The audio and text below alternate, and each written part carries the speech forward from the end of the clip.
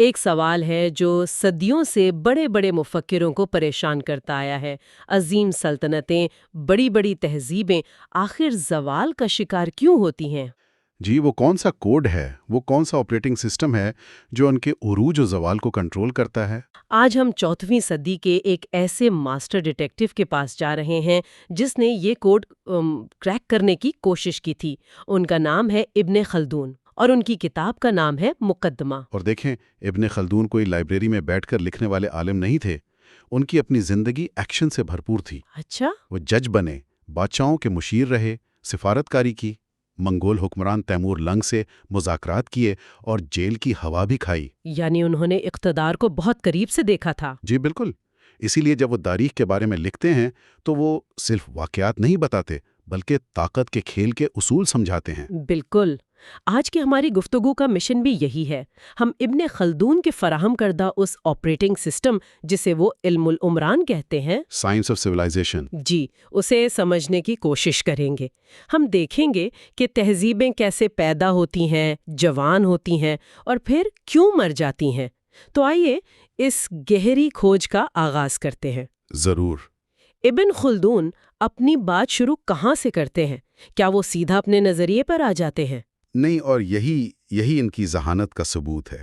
وہ ایک اچھے ڈاکٹر کی طرح پہلے بیماری کی تشخیص کرتے ہیں۔ یعنی وہ اپنے دور کے مورخین پر سخت تنقید کرتے ہیں۔ وہ کہتے ہیں کہ یہ لوگ سنی سنائی باتوں کو بغیر تحقیق کے لکھ دیتے ہیں۔ ان کا کہنا تھا کہ تاریخ صرف کہانیوں کا مجموعہ نہیں ہے۔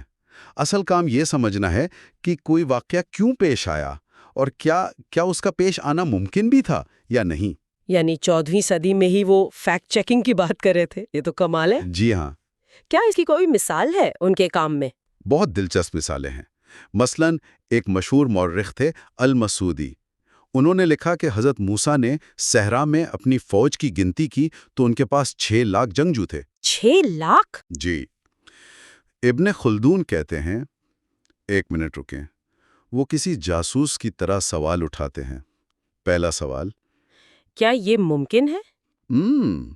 وہ حساب لگاتے ہیں کہ اس وقت کی سب سے بڑی سلطنتیں فارس اور روم وہ مل کر بھی اتنی بڑی فوج نہیں کھڑی کر سکتی تھیں۔ یہ تو بالکل شارلوک ہومز والا طریقہ ہے۔ جب آپ ناممکن کو ختم کر دیتے ہیں تو جو کچھ بچتا ہے، چاہے وہ کتنا ہی ناقابل یقین کیوں نہ ہو، وہی سچ ہونا چاہیے۔ بالکل یہی طریقہ ہے۔ وہ تاریخ کو ثبوت کی بنیاد پر پرکھ رہے تھے، نہ کہ صرف روایت پر۔ اچھا، اور دوسرا سوال کیا تھا؟ پھر وہ دوسرا سوال پوچھتے ہیں، لاجسٹکس کا کیا ہوگا؟ 6 لاکھ لوگوں کو کھلانے پلانے اور منظم کرنے کے لیے کتنا بڑا علاقہ چاہیے؟ ظاہر ہے بہت بڑا۔ ان کے مطابق یہ فوج تو مصر اور شام کے پورے ملک میں بھی نہ سما پاتی۔ وہ صرف کیا ہوا پر نہیں بلکہ کیا یہ ہو بھی سکتا تھا پر زور دیتے ہیں۔ یہ تاریخ نویسی میں ایک انقلاب تھا۔ ایک اور مشہور مثال خلیفہ ہارون الرشید اور ان کے طاقتور وزیروں برمکی خاندان کے زوال کی ہے۔ عام طور پر تو اسے ایک رومانوی کہانی کے طور پر پیش کیا جاتا ہے۔ جی، مشہور کہانی یہی ہے کہ خلیفہ نے اپنی بہن عباسہ کی شادی اپنے دوست جعفر برمکی سے اس شرط پر کی کہ وہ ایک دوسرے سے دور رہیں گے۔ اچھا۔ لیکن ان میں خفیہ تعلقات قائم ہو گئے اور ایک بچہ بھی پیدا ہوا، جس پر خلیفہ نے غصے میں آ کر پورے خاندان کو تباہ کر دیا۔ یہ تو کسی ٹی وی ڈرامے کا پلاٹ لگتا ہے۔ اور ابن خلدون کا بھی یہی کہنا ہے کہ یہ ایک ڈرامائی کہانی ہے، حقیقت نہیں۔ وہ اس رومانوی وجہ کو مسترد کرتے ہیں۔ تو پھر اصل وجہ کیا تھی؟ ان کے مطابق اصل وجہ خالص سیاست اور پاور ڈائنامکس تھی۔ برمکی خاندان اتنا طاقتور ہو گیا تھا کہ وہ ریاست کے اندر ایک ریاست بن چکا تھا۔ اچھا۔ ان کا اثر و رسوخ خلیفہ کے اپنے اختیار کے لیے خطرہ بن گیا تھا، اس لیے خلیفہ نے انہیں راستے سے ہٹا دیا۔ ابن خلدون ہمیں سکھاتے ہیں کہ تاریخ کو افراد کی محبت اور نفرت سے نہیں بلکہ طاقت کے بےرحم اصولوں سے سمجھنا چاہیے۔ ٹھیک ہے، تو انہوں نے مسئلہ تو واضح کر دیا۔ ان کے نزدیک صحیح طریقہ کیا ہے؟ کیا یہی ان کی سائنس آف سویلائزیشن کا آغاز ہے؟ جی ہاں، وہ کہتے ہیں کہ کسی بھی واقعے کو پرکھنے کے لیے آپ کو اس دور کے سماج، ثقافت اور سیاست کے قوانین کو سمجھنا ہوگا۔ یہی ان کی علم العمران کی بنیاد ہے۔ اور اس کا پہلا اصول کیا ہے؟ ان کا پہلا اصول بہت سادہ ہے۔ انسان اکیلے نہیں رہ سکتا، وہ ایک سماجی حیوان ہے۔ ایک اکیلا انسان نہ اپنی خوراک پوری کر سکتا ہے، نہ جنگلی جانوروں سے اپنا دفاع کر سکتا ہے۔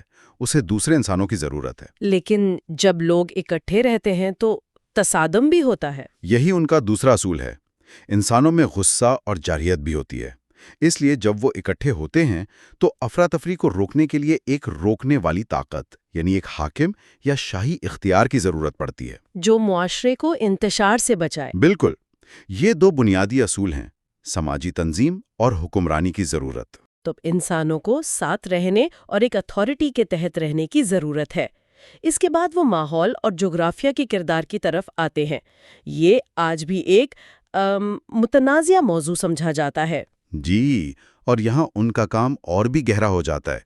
وہ دنیا کو 7 جغرافیائی زونز میں تقسیم کرتے ہیں اور کہتے ہیں کہ زیادہ تر ترقی یافتہ تہذیبیں درمیانی یعنی معتدل زونز میں ہی پنپتی ہیں۔ تیسرے، چوتھے اور 5ویں زون میں۔ جی، شدید گرمی اور شدید سردی انسانی ترقی میں رکاوٹ بنتی ہے۔ لیکن پھر وہ اس سے ایک قدم آگے جا کر آب و ہوا کا انسانوں کے کردار پر اثر کی بات کرتے ہیں، جو آج ہمیں سائنسی طور پر شاید درست نہ لگے۔ آپ بالکل ٹھیک کہہ رہی ہیں، لیکن ہمیں ابن خلدون کو ان کے 14ویں صدی کے پس منظر میں دیکھنا ہوگا۔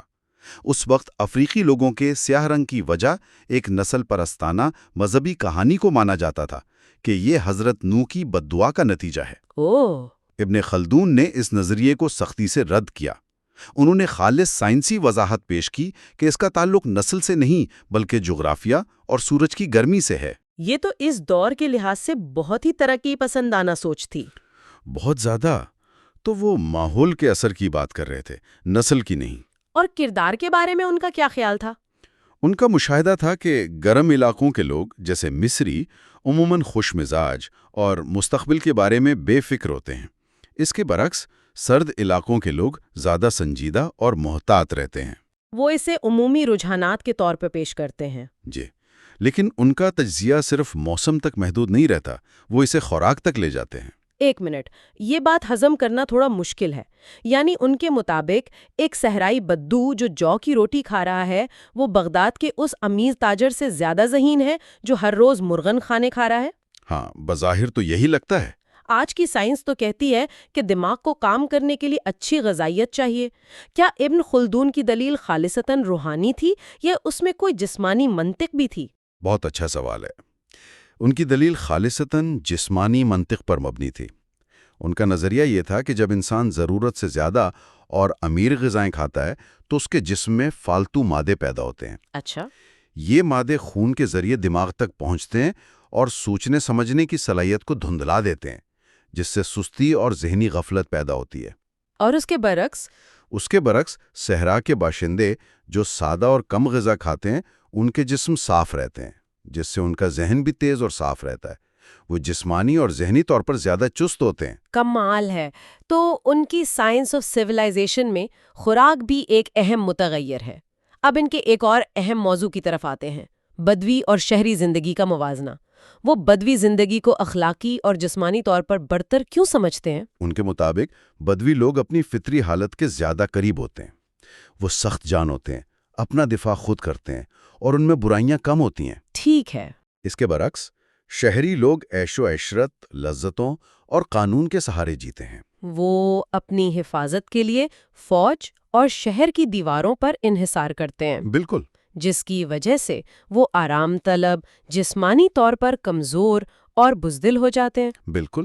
ان کے نزدیک شہری زندگی تہذیب کا عروج بھی ہے اور زوال کا آغاز بھی۔ ٹھیک ہے، تو شہری زندگی لوگوں کو کمزور اور آرام طلب بنا دیتی ہے، لیکن پھر سوال یہ پیدا ہوتا ہے کہ ان طاقتور شہروں کو فتح کون کرتا ہے؟ ظاہر ہے کوئی ایسا گروہ ہوگا جو ان کے بالکل برعکس ہو، سخت جان، متحد اور بہادر۔ کیا یہی وہ طاقت ہے جسے ابن خلدون عصبیت کہتے ہیں؟ آپ نے بالکل صحیح نقطہ پکڑا ہے۔ یہی وہ جگہ ہے جہاں ان کی پوری تھیوری کا مرکزی خیال عصبیت سامنے آتا ہے۔ عصبیت ہی تاریخ کا انجن ہے۔ تو یہ عصبیت آخر ہے کیا؟ اسے آج کی زبان میں کیا کہیں گے؟ کیا یہ قوم پرستی ہے یا اس سے زیادہ قبائلی قسم کی وفاداری؟ یہ قوم پرستی سے زیادہ بنیادی اور قدیم چیز ہے۔ قوم پرستی ایک جدید تصور ہے جو ایک ریاست یا نظریے پر مبنی ہو سکتا ہے۔ جی، عصبیت اس سے زیادہ ذاتی اور گہری ہے۔ یہ وہ سماجی گوند ہے جو ایک گروہ کو جوڑتی ہے، خاص طور پر خون کے رشتے کی بنیاد پر۔ یہ وہ احساس ہے کہ ہم ایک ہیں اور ہم ایک دوسرے کے لیے لڑنے مرنے کو تیار ہیں۔ تو اس کا مطلب یہ ہوا کہ بڑی بڑی فوجیں اور جدید ہتھیار بھی بیکار ہیں اگر ان کے پیچھے یہ عصبیت والی طاقت نہ ہو۔ بالکل، ابن خلدون کا بنیادی نقطہ یہی ہے کہ کوئی بھی شاہی طاقت یا سلطنت عصبیت کے بغیر قائم ہی نہیں کی جا سکتی۔ اچھا؟ آپ تنخواہ پر لڑنے والے سپاہیوں سے ایک حد تک ہی کام لے سکتے ہیں، لیکن جب مقابلہ ایسے گروہ سے ہو جس میں مضبوط عصبیت ہو تو وہ اپنی جان کی پرواہ نہیں کرتے۔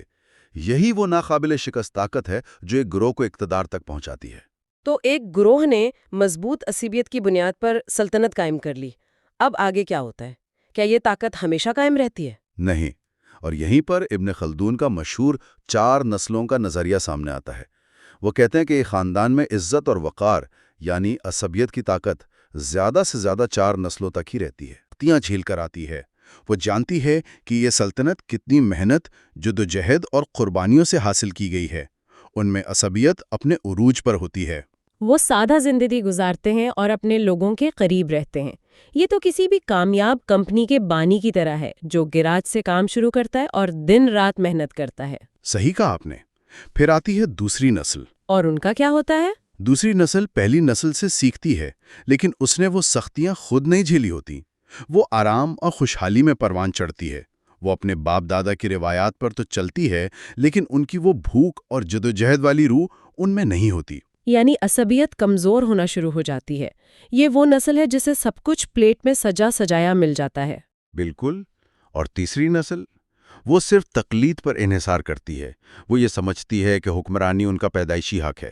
وہ محنت اور جدوجہد کو بھول جاتی ہے۔ عصبیت اب تقریباً ختم ہو چکی ہوتی ہے اور وہ عیش و عشرت میں ڈوب جاتے ہیں۔ اور چوتھی نسل تک آتے آتے کھیل ختم؟ جی، چوتھی نسل تک آتے آتے وہ تمام خوبیاں ختم ہو جاتی ہیں جن پر خاندان کی طاقت قائم تھی۔ وہ یہ سمجھتی ہے کہ عزت صرف نسب کی وجہ سے ملتی ہے، کردار یا محنت کی وجہ سے۔ اور پھر وہ اپنے قبیلے کے لوگوں کو وہ اپنے قبیلے کے لوگوں کو جن کی عصبیت کی وجہ سے وہ اقتدار میں تھے حقیر سمجھنے لگتی ہے۔ اس کے نتیجے میں وہ اس کے خلاف ہو جاتے ہیں اور ایک نئی مضبوط عصبیت والا گروہ اٹھتا ہے اور انہیں اکھاڑ پھینکتا ہے۔ تاریخ کا یہ چکر چلتا رہتا ہے۔ یہ تو صرف سلطنتوں کی بات نہیں لگتی۔ آج بھی ہم دیکھتے ہیں کہ بہت سے بڑے خاندانی کاروبار تیسری یا چوتھی نسل تک پہنچتے پہنچتے یا تو بک جاتے ہیں یا تباہ ہو جاتے ہیں۔ کیا یہ وہی پیٹرن ہے؟ آپ نے بالکل درست کہا۔ یہ ایک یونیورسل پیٹرن ہے۔ Shirt sleeves to shirt sleeves in 3 generations. عیش و عشرت اور خوشحالی ہی زوال کا بیج بوتی ہیں۔ انہوں نے اس پورے عمل کو 5 واضح مراحل میں بھی تقسیم کیا ہے۔ اچھا، وہ کیا ہے؟ پہلا مرحلہ ہے فتح و کامیابی کا، جب نیا گروہ اپنے مخالفین کو ختم کر کے اقتدار حاصل کرتا ہے۔ دوسرا ہے استبداد و کنٹرول کا، یعنی وہ اپنے پرانے ساتھیوں جنہوں نے اسے اقتدار تک پہنچایا تھا انہیں سائیڈ لائن کرنا شروع کر دیتا ہے۔ بالکل، کیونکہ اب حکمران کو لگتا ہے کہ اسے ان کی عصبیت کی ضرورت نہیں رہی، وہ اکیلا ہی کافی ہے۔ اور تیسرا مرحلہ؟ تیسرا مرحلہ فرصت و سکون کا ہے۔ یہ سلطنت کا سنہری دور ہوتا ہے۔ تعمیرات ہوتی ہیں، فنون کو فروغ ملتا ہے اور عوام خوشحال ہوتے ہیں۔ اور اس کے بعد زوال شروع ہوتا ہے؟ جی، چوتھا مرحلہ قناعت و امن تو ہے، یعنی اب کچھ نیا نہیں ہو رہا، بس پرانی روایات کی پیروی کی جا رہی ہے۔ اور پانچواں اور آخری مرحلہ فضول خرچی و بربادی کا ہے۔ جب بس کھاؤ پیو اور عیش کرو والا معاملہ ہوتا ہے۔ بالکل، خزانہ خالی ہو جاتا ہے اور سلطنت بس اپنے خاتمے کا دن گن رہی ہوتی ہے۔ یہ تو کسی بھی سلطنت کا مکمل لائف سائیکل ہو گیا۔ اب شہروں کی بات کرتے ہیں۔ ابن خلدون کہتے ہیں کہ شاہی خاندان شہروں سے پہلے آتے ہیں۔ یہ بات مجھے تھوڑی الٹی لگی۔ جی، عموماً سمجھا جاتا ہے کہ لوگ پہلے شہر بساتے ہیں، پھر وہاں حکومت قائم ہوتی ہے۔ وہ کہتے ہیں کہ ایک شہر بسانا کچھ چھوٹا کام نہیں، اس کے لیے منصوبہ بندی، وسائل اور ایک مرکزی اتھارٹی چاہیے۔ شہر بسانا دراصل عیش و عشرت کی طرف پہلا قدم ہے، اور یہ وہی حکمران طبقہ کرتا ہے جو عصبیت کی بنیاد پر اقتدار حاصل کر چکا ہوتا ہے۔ اور شہر کی زندگی اسے بسانے والے خاندان سے جڑی ہوتی ہے۔ جی، اگر خاندان طاقتور ہے تو شہر پھیلتا ہے، اور اگر خاندان کمزور ہو جائے تو شہر ویران ہو جاتا ہے۔ اور شہروں کی معیشت کا انحصار کس چیز پر ہوتا ہے؟ ایک لفظ میں، آبادی پر۔ آبادی پر؟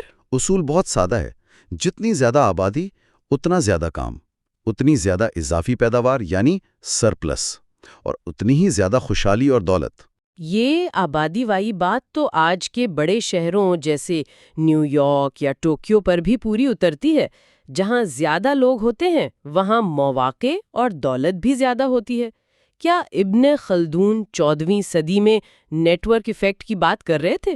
ایک طرح سے جی ہاں، وہ سمجھ رہے تھے کہ انسانوں کا ایک جگہ جمع ہونا ہی معاشی سرگرمی کو جنم دیتا ہے۔ انہوں نے فاس اور تلمسان شہروں کی مثال دی کہ فاس کی آبادی زیادہ ہے، اس لیے وہاں کا ایک جج تلمسان کے جج سے زیادہ خوشحال ہے، یہاں تک کہ فاس کا بھکاری بھی تلمسان کے بھکاری سے بہتر حالت میں ہے۔ یہ تو آج کی ایگلامریشن اکانومیز کا بنیادی نظریہ ہے۔ بالکل۔ آخر میں علم اور تہذیب کا کیا تعلق ہے؟ کیا علم کا ہونا تہذیب کی علامت ہے؟ یہ ان کے تجزیے کا ایک بہت اہم حصہ ہے۔ وہ کہتے ہیں کہ علم سکھانا ایک ہنر، ایک کرافٹ ہے، اور ہنر وہیں پروان چڑھتے ہیں جہاں تہذیب ترقی یافتہ ہو اور لوگوں کے پاس اپنی بنیادی ضروریات پوری کرنے کے بعد اضافی وقت اور وسائل ہوں۔ ظاہر ہے جب لوگ صرف روٹی، کپڑا اور مکان کی فکر میں لگے رہیں گے تو وہ علم اور فنون کیسے سیکھیں گے؟ بالکل، اسی لیے علم ہمیشہ بڑے اور خوشحال شہروں میں ہی پروان چڑھتا ہے۔ تو ان کے نزدیک علم کا عروج تہذیب کے عروج کی نشانی ہے؟ جی، اور اس سے بھی گہری بات یہ ہے کہ علم حاصل کرنے سے، خاص طور پر لکھنے اور حساب کتاب سیکھنے سے، انسان کی ذہانت بڑھتی ہے۔ وہ کیسے؟ کیونکہ یہ عمل انسان کو منطقی اور منظم طریقے سے سوچنا سکھاتا ہے۔ یہ سوچنے کی صلاحیت کو بہتر بناتا ہے، جو صرف کتابی علم تک محدود نہیں رہتی بلکہ زندگی کے ہر شعبے میں کام آتی ہے۔ تو خلاصہ یہ ہے کہ ابن خلدون کا تجزیہ ہمیں بتاتا ہے کہ تہذیب ایک زندہ وجود کی طرح ہے۔ اس کا انجن عصبیت ہے جو ایک گروہ کو اتحاد اور قربانی کے جذبے سے بھر دیتی ہے۔ جی، یہ گروہ اقتدار حاصل کرتا ہے، سلطنت قائم کرتا ہے، شہر بساتا ہے اور علم و فنون کو فروغ دیتا ہے۔ لیکن پھر وہی خوشحالی اور عیش و عشرت اس کی دشمن بن جاتی ہے۔ بالکل، حکمران طبقہ آرام طلب ہو جاتا ہے، عصبیت ختم ہو جاتی ہے، اخلاقی گراوٹ پیدا ہوتی ہے اور سلطنت بوڑھی ہو کر زوال کے چکر میں داخل ہو جاتی ہے۔ اور پھر ایک نئی، جوان اور بھوکی عصبیت والا گروہ اٹھتا ہے اور اس کی جگہ لے لیتا ہے۔ جی، یہ ایک قدرتی چکر ہے جو ہمیشہ چلتا رہتا ہے۔ یہ گفتگو ایک گہرا سوال چھوڑ جاتی ہے۔ ابن خلدون کے مطابق علم و فنون کا عروج تہذیب کی بلندی کا پیمانہ ہے، جب لوگوں کے پاس بنیادی ضرورتوں سے زیادہ وسائل ہوں۔ آج ہم تاریخ کے سب سے زیادہ معلومات سے بھرپور دور میں جی رہے ہیں۔ کیا یہ ہماری تہذیب کے عروج کی حتمی علامت ہے، یا پھر اس معلومات کے سمندر میں الجھ کر اور آرام طلبی کا شکار ہو کر ہم نادانستہ طور پر ابن خلدون کے بیان کردہ اسی فطری زوال کی طرف بڑھ رہے ہیں؟